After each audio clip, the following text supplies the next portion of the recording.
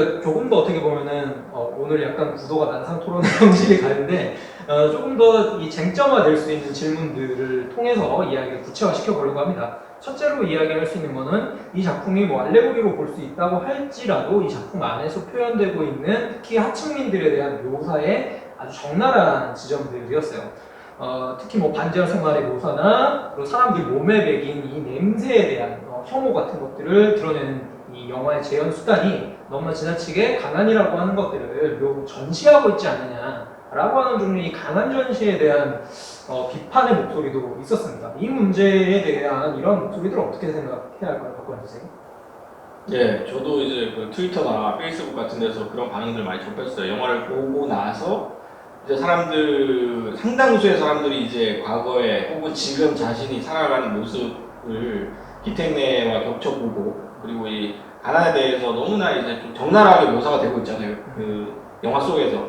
그것이 일종의 가난을 스펙타클화 시키는 것이 아니냐라고 얘기하는 분들도 있었고, 또 어떤 분들 같은 경우에 이제 이것이 외국에서 영화제에서 보여진 영화다 보니까 외국인들이 보기에 이 한국인들의 하층민들의 어떤 삶, 이런 것들이 어떻게 보면 동물원에 동물을 구경하듯이 먼 거리에서 떨어져서 볼 수 있는 경이로운 어떤 장면으로만 소비되고 있는 그런 부분에 대해서 어떤 비판을 하시는 분들도 계셨어요. 그래서 가난 자체를 너무나 이제 이 감독이 좀 대상화시키고 타자화시켜서 전시를 한 게 아니냐, 이런 반응들도 있었고, 또 자기 예전의 삶을 떠올리면서 이제 막 영화가 너무 고통스럽다라고 토로하시는 분들도 많았어요. 근데 저는 뭐 그 가난을 어떤 비참함을 재현하고 전시하는 것 자체는 저는 문제가 아니라고 생각을 해요. 문제는 어떻게 그것을 전시하느냐.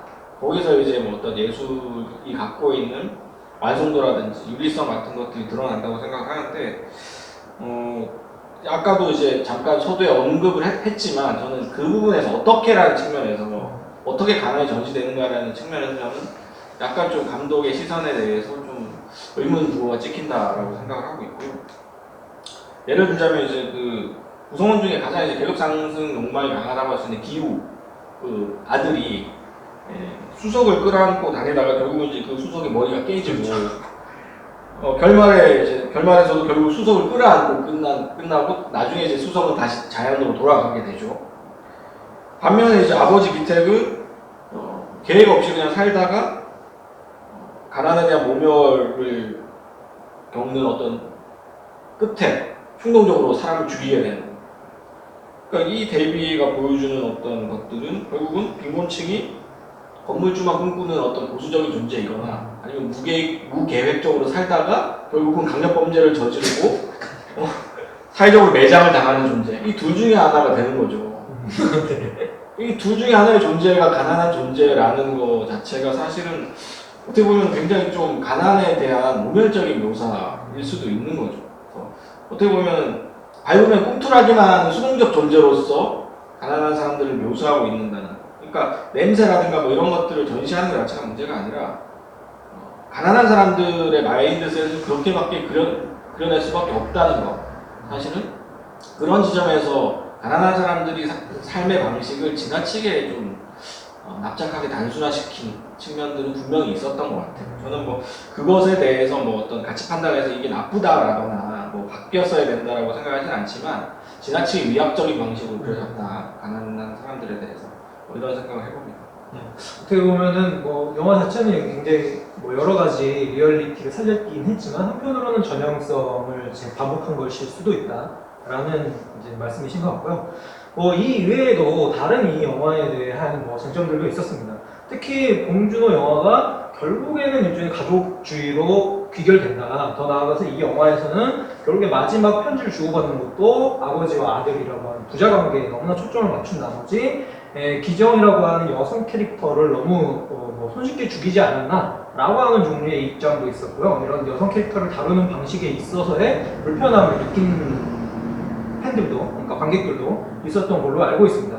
이런 의견들은 정당하다고 말할 수 있을까요?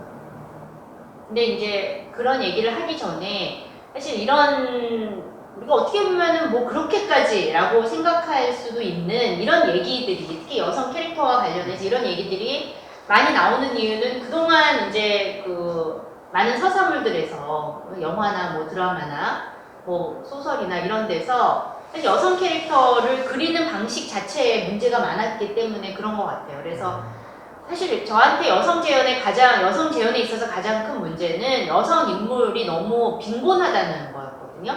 근데 예를 들면 남성 인물의 경우는 예를 들면 뭐 찌질이다. 그러면은 찌질이라도 뭐 지적인 찌질이, 무식한 찌질이, 뭐 돈 없는 찌질이, 돈 많은 찌질이, 뭐 아무튼 되게 많잖아요. 착한 찌질이, 못된 찌질이, 그냥 찌질이. 입체적인 찌질. 네, 입체적인 찌질이들이 많죠. 근데 사실 여성 캐릭터는 그렇지가 않다는 거죠. 여자들은 뭐 착하지 않으면 못됐고, 이쁘지 않으면 안 이쁘고, 뭐 아내 아니면 내연녀고, 뭐 이런 식의 되게 그 뻔한 이분법적 구도를 중심으로 해서 형상화되는 경우가 많거든요.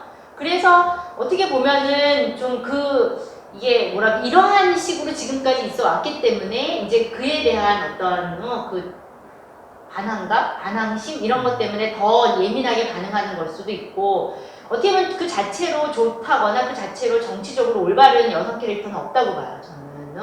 다만 여성 캐릭터를 만들 때 중요한 것은 얼마나 다양한가, 얼마나 깊이가 있는가. 근데 이제 그동안 이 다양성과 깊이가 좀 많이 담아내지 못했기 때문에 여성 캐릭터들이, 그래서 그것이 더 저는 한계라고 생각하고, 만약 그런 관점에서 본다면 여기에서 이 박사장 부인도 그렇고 연교도 그렇고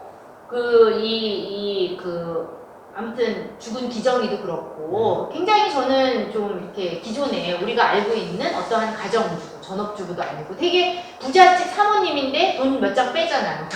한 장인가 두 장인가 5만 원짜리 뭐 그런다라든지, 뭐 기정이 같은 경우도 어떻게 보면은 상당히 좀 똑똑하고 뭔가 이렇게 상황을 장악하고 주도하는 그러한 능력은 있는데, 어떻게 보면 다른 식으로 보면은 굉장히 교활한 면도 있는 거고, 그렇기 때문에 제가 봤을 때는 이런 어떤 한 인물을 굉장히 복합적으로 입체적으로 그린다는 점에서 오히려 저는 여성 인물 재현에서는 성공한 것이 아닌가. 근데 다만 기정이를 희생양 삼지 않았느냐라고 얘기한 건, 제가 앞서 얘기한 것처럼 이제 기정이가 이 기택리 집의 기둥인데, 기둥이 이제 죽은 거고, 박 사장의 죽음에 대응할 수 있는 그런 의미의 죽음이라고 하는 것은 사실은 기정인 거죠. 그리고 이 두 사람의 죽음으로 양 집안은 다 몰락을 하는 거죠. 추락하는 거죠. 사실은 박 사장의 집이 나름 재산이 있어서 그렇게까지는 가지 않는다고 하더라도, 어쨌든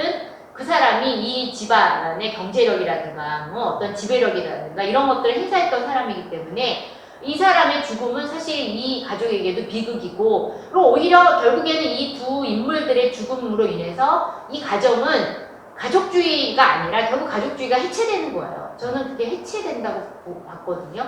그래서 네, 그렇습니다.